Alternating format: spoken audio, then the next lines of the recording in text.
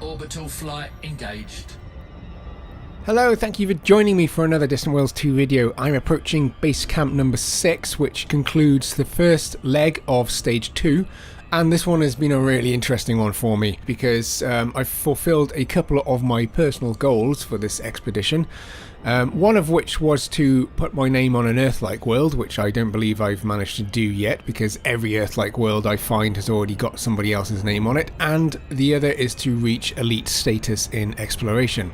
So the route I took for this leg of the journey was a little bit unorthodox, and it went a little bit like this. So we started off at Polo Harbour, and I headed out to the Jade Ghost Remnant, which was a really cool place, and then over to Fianor, I think that's how it's pronounced, I'm not quite sure, and then from there headed to Oculus Colum. Now on the map it looks like it's quite close, but it's actually 1600 light years straight down. The system itself was pretty cool. There was that massive rings in there, but more interesting for me, along the way I found an Earth-like world with its own ring system, and it didn't have anybody's name on it, so I immediately set about trying to put my mark on that.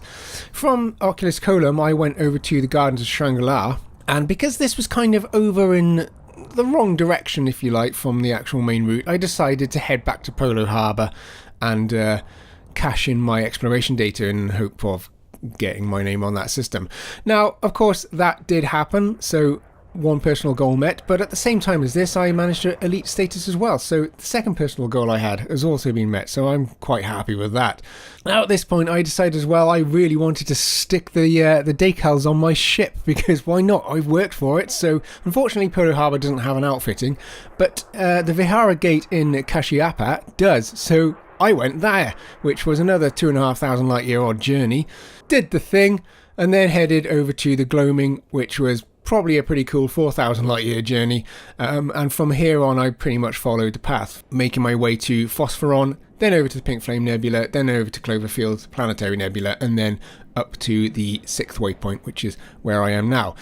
So I've ended up putting a lot more mileage on my ship than this route actually intended. The ship itself has been fine. I've had to repair the frameshift drive a couple of times because I've been shoving so many neutron stars through it, but that's not a problem.